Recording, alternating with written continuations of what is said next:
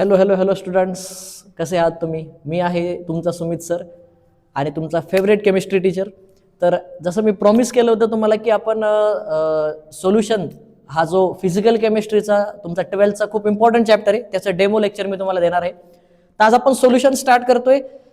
Numericals properly तुमच्याकडून solve करून घेईल मी. जसं मी तुम्हाला प्रॉमिस केलं होतं की ॲपमध्ये तुम्हाला न्यूमरिकल्स भेटतील, तर ॲपमध्ये तुम्ही लॉग इन करून तिथं न्यूमरिकल्स सॉल्व्ह करायची.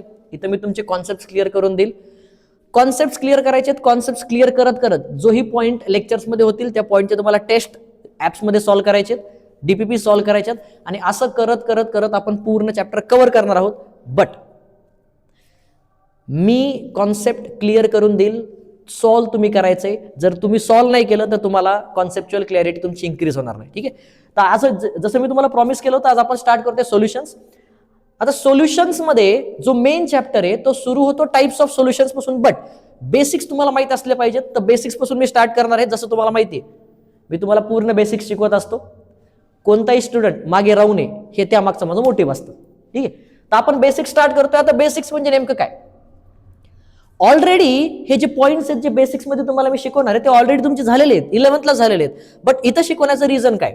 इथं शिकवण्याचं रिझन हे की इथं जे मी तुम्हाला बेसिक्स सांगणार आहेत जे ऑलरेडी 11th झालेले आहेत ते तुम्हाला या पूर्ण चॅप्टरमध्ये आणि या 12th फिजिकलमध्ये तुम्हाला कामीला येणार आहेत. जिथं जिथं बेसिक्स लागतील तिथं बेसिक्स मी तुम्हाला सांगत चल. ओके, चला. तर आज आपण बेसिक्स काय शिकणार आहोत? आज आपण बेसिक्स मध्ये बघणार आहोत मोल कॉन्सेप्ट. मग सर मोल कॉन्सेप्ट तर ऑलरेडी शिकलाय आपण. हा, तुम्ही शिकलेला आहे. बट हाच मोल कॉन्सेप्ट भरपूर जण विसरतात. मोल्स कसे काढायचे, मॉलिक्युल्स कसे काढायचे 11th शिकलेलं असतं, बट आपण प्रॉपरली रिव्हिजन करत नाहीत आणि ते तर रिव्हिजन केलं नाही तर इथं आपल्याला प्रॉब्लेम येतो. तर अगोदर आपण बघणार आहोत मोल कॉन्सेप्ट. तर इकडे बघा सगळ्यांनी, जास्त टाइम वेस्ट न करता सुरू करूया. तर मोल कॉन्सेप्ट मध्ये अगोदर तुम्हाला जे मॉलिक्युलर मास आहे, मॉलिक्युलर मास ते कसं कॅल्क्युलेट करायचं हे तुम्हाला माहिती असलं पाहिजे. चला इकडे लक्ष द्या. तर मॉलिक्युलर मास म्हणजे काय रे? की सगळ्या ॲटॉमिक मासेसची तुम्हाला ऍडिशन करायची आहे, सगळ्या ॲटॉमिक मासेसची. ठीक आहे, तर आता मी तुम्हाला शिकवणार आहे की मॉलिक्युलर मास कसं काढायचं. बघा रे, मी काय बोललो तुम्हाला, कोणताही स्टुडंट मागे राहू नये त्यासाठी तुमचं जे बेसिक आहे ते मी एकदम परफेक्ट करून देईल. तर मग आता आपल्याला ॲटॉमिक मासेस माहिती पाहिजे. मी तुम्हाला काही एलिमेंट सांगेल, त्या एलिमेंटचे ॲटॉमिक मासेस तुम्ही लक्षात ठेवायचे. फॉर एक्झाम्पल, हायड्रोजनचं जे ॲटॉमिक मास आहे ते 1 असतं. आपण जर पूर्ण कॅल्क्युलेट केलं त्याला 1 ग्राम घेतो आपण. त्याच्यानंतर कार्बनचं ॲटॉमिक मास आहे 12. त्याच्यानंतर नायट्रोजन तुम्ही घेणार 14, ऑक्सिजन तुम्ही घेणार 16. त्याच्यानंतर सोडियम काय सर 23, मॅग्नेशियम काय सर 24. त्याच्यानंतर जर मी तुम्हाला म्हटलं सल्फर, तर सल्फर येतं 32. क्लोरीन येतं 35.5. त्याच्यानंतर पोटॅशियम येतं 39 आणि कॅल्शियम येतं 40. आता इकडे बघा, 1 2 3 4 5 6 7 8 9 10 या 10 एलिमेंटचे ॲटॉमिक मासेस तुम्हाला माहिती असले पाहिजे, तरच तुम्हाला मॉलिक्युलर मास काढता येईल. खूप इझी आहे, खूप इझी आहे. तुम्हाला जेवढं इझी करून सांगता येईल तेवढं इझी करून सांगाल. प्रॅक्टिस करायचं काम तुमचं. चला इकडे बघा, ते झाले तुमचे ॲटॉमिक मासेस. आता नीट लक्ष द्या. आता आपण काढूया याचं मॉलिक्युलर मास. व्यवस्थित लक्ष द्यायचंय. बघा, समजा मी तुम्हाला म्हटलं की H2O चं मोलर मास किती आहे, ग्राम मध्ये घेणार आहेत आपण, कारण ग्राम मध्ये यूज मध्ये येत असतं आपल्याला. तर कसं काढायचं? इकडे बघा सगळ्यांनी, हायड्रोजन आहे. हायड्रोजनचं किती असतं ॲटॉमिक मास? 1. मग एका हायड्रोजनचं 1 तर 2 हायड्रोजनचं किती येईल? 2. सिंपल लॉजिक आहे. प्लस सांगा ऑक्सिजनचं किती असतं? ऑक्सिजनचं 16. तर ऑक्सिजनचं 16 तर ऍड करा, 2 + 16 किती येतं रे? 18 ग्राम. झालं. H2O मोलर मास किती आहे? 18 ग्राम. तर आपण ग्राम मध्येच घेणार आहोत. समजा मी तुम्हाला म्हटलं की सर CH4 काढून दाखवा. सोपं आहे. कार्बनचं किती आहे बघा अगोदर, तर कार्बन आहे आपला 12. तर 12 प्लस मला सांगा हायड्रोजनचं किती आहे? 1. तर एका हायड्रोजनचं 1 तर इथं 4 आहेत ना, तर 4 हायड्रोजनचं 4 येईल. आन्सर काय येईल सांगा? 12 आणि 4 16 ग्राम. सिंपल. मी तुम्हाला म्हटलं NH3 याचं काढून दाखवा. कसं काढणार सांगा? नायट्रोजन बघा किती आहे नायट्रोजन तुमचा? नायट्रोजन सर 14 आहे. 14 प्लस एका हायड्रोजनचं 1 असतं तर 3 हायड्रोजनचं किती येईल? 3. 14 + 3 17 ग्राम. आ गया आन्सर. तर अशा पद्धतीने आपण मोलर मास काढणार. ओके, इझी आहे. तुम्ही मोलर मास काढण्यासाठी प्रॅक्टिस करू शकता. काही कंपाऊंड तुम्ही देतोय, फॉर एक्झाम्पल H2SO4 तुम्ही मला सांगायचंय, व्हिडिओ पॉज करा आणि व्हिडिओ पॉज करून तुम्हाला H2SO4 चा मोलर मास कॅल्क्युलेट करून आन्सर मला सांगायचं, ट्राय करायचं. नंतर आहे HNO3, ठीक आहे, त्याच्यानंतर आहे CO2, हे तुम्ही मला कॅल्क्युलेट करून दाखवा. मी थोडंसं 1-2 सेकंद साईडला होतोय, तुम्ही पॉज करायचं, याचे आन्सर फाइंड करायचे, म्हणजे पॉज करा व्हिडिओ, आन्सर फाइंड करा, मग नंतर आपण बघू तुमचे आन्सर्स करेक्ट आहेत का.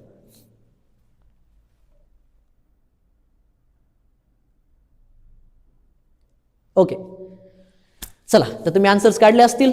ओके, कॅल्क्युलेट करू. चला इकडे बघा. सर मोलर मास काढायचंय H2SO4 चं, कसं काढणार? इकडे बघा, सांगा रे. हायड्रोजनचं किती असतं रे? हायड्रोजनचं असतं किती? एका हायड्रोजनचं 1 असेल, तर इथे 2 आहेत ना, तर 2 हायड्रोजनचं किती? 2 प्लस सल्फरचं किती असतं? 32. लिस्ट तुम्हाला आत्ताच लिहून दिलेली आहे, ती बघायची आहे. प्लस एका ऑक्सिजनचं 16, तर 4 ऑक्सिजनचं 64. 16 गुणिले 4 64. ठीक आहे, टोटल कॅल्क्युलेट करा, आन्सर येतं 98 ग्राम. इझी. ठीक आहे, आता HNO3 काढायचंय, कसं काढणार? हायड्रोजनचं किती? 1 प्लस नायट्रोजनचं किती? 14 प्लस एका ऑक्सिजनचं 16, 3 ऑक्सिजनचं 48 आणि हे कॅल्क्युलेट करा, तुमचं आन्सर येईल किती? हे येईल 63 ग्राम. ठीक आहे, इझी. याचं कॅल्क्युलेट करा बरं, कसं करणार? कार्बनचं किती आहे? 12 प्लस एका ऑक्सिजनचं 16, 2 ऑक्सिजनचं 32, तर 32 आणि 12 किती होतात? 44 ग्राम. तर असं आपण कॅल्क्युलेट करतो मोलर मासेस. हे सगळे आपण मोलर मासेस कॅल्क्युलेट केलेले आहेत. ठीक आहे, तर असे आपण कॅल्क्युलेट करतो. तुम्ही व्हिडिओ पॉज करून नोट्स प्रॉपरली बनवायचे. रिझन आहे का, ज्याचे नोट्स हँड रिटन नोट्स म्हणतोय आम्ही, तुम्हाला मार्केटमध्ये भरपूर बुक्स भेटतील, बट बुक्स नाही. तुमचे हँड रिटन नोट्स जेवढे परफेक्ट असतील तेवढे मार्क्स तुमचे चांगले येतील, हे नेहमी डोक्यात ठेवा. तर नोट्स आपल्या परफेक्ट पाहिजे. तर जेही मी तुम्हाला पॉईंट सांगेल, व्हिडिओ पॉज करून तुम्हाला ते नोट्स बनवायचे आहेत आणि नोट्स व्यवस्थित बनवायचे, तुमची हँडरायटिंग चांगली काढायची, नोट्स प्रॉपर असतील तर मार्क्स वाढतात, हे लक्षात ठेवायचं तुम्ही. चला, तर मोलर मास कसं काढायचं तुम्हाला समजलं असेल, किंवा तुम्ही नंतर व्हिडिओ पॉज करून अजून एकदा प्रॅक्टिस करू शकता, नो प्रॉब्लेम. आता इकडे बघा, आपण काय केलं, काय बघितलं? आपण मॉलिक्युलर मास बघितलं, कसं काढायचं. मॉलिक्युलर मास काढला, ॲटॉमिक वेट्स बघितले, तुम्हाला मी सांगितले एवढे लक्षात ठेवायचे, आणि मी तुम्हाला सांगितलं की मोलर मास कसं काढायचं. ठीक आहे, आता इथून पुढं आपण बघणार की मोल्स कसे कॅल्क्युलेट करायचे. मग मोल्स कॅल्क्युलेट करणार, मॉलिक्युल्स कॅल्क्युलेट करणार, आणि एकदा हे तुम्हाला जमलं, याची तुमची प्रॅक्टिस झाली की मग आपण जाणार मेन चॅप्टरवर. ठीक आहे, लक्षात ठेवायचं. चला, आता व्हिडिओ पॉज करून एकदा सगळे तुम्ही लिहून घ्यायचे. आणि बेटा नेहमी लक्षात ठेवा, तुमच्या सक्सेससाठी तुमची कन्सिस्टन्सी खूप महत्वाची असते. Consistency is the key to success.